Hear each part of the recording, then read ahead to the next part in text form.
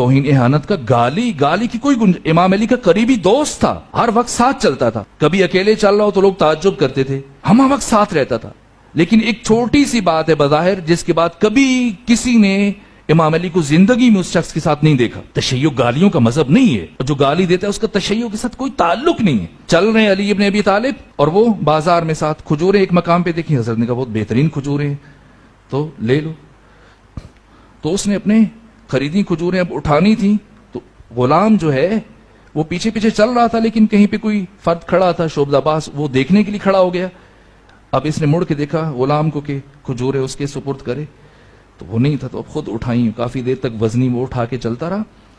اب چلتا رہا, مڑ مڑ کے دیکھتا رہا, غلام پہنچا نہیں پہنچا, تو آگے جا کے دیکھا غلام بھاگ کے آ رہا ہے.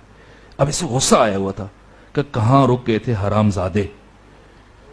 یہ کہا تو حضرت کا پہلے سے گفتگو کر رہے تھے, لیکن چہرے پہ غضب کے آثار ظاہر ہوئے. کہ کیا کہا تو نے, حرام زادہ, کہاں, مسلمان تو نہیں. حضرت نے فرمایا اگرچہ مسلمان نہیں, لیکن اس کے اپنے آئین کے مطابق اس کی ماں کا نکاح ہوا اور تمہیں یہ حق نہیں, اور اب تمہیں یہ حق نہیں کہ کبھی علی کے ساتھ دوبارہ چلو. شہید مطہری نے داستان راستان میں اس واقعے کو بیان کیا کہ ایک گالی جس نے ہمیشہ کے لیے اس شخص کو علی سے جدا کر دیا. گالی کی گنجائش نہیں ہے تشیع میں, سب ممکن نہیں. یہ کوئی اور ہیں جو گالیاں دیتے ہیں, کہتے ہیں کہ قرآن میں بھی گالیاں ہیں اور رسول بھی گالیاں دے رہے ہیں. نا,